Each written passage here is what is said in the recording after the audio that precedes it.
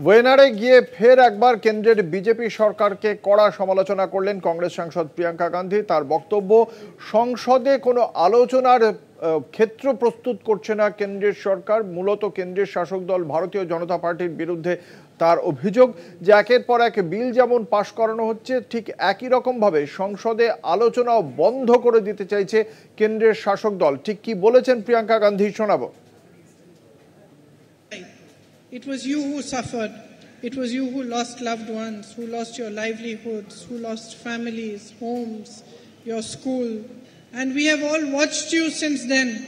We can only imagine the pain that you have gone through. We can only understand from the outside. But the lives that you have had to live without those you love is something that has affected you deeply.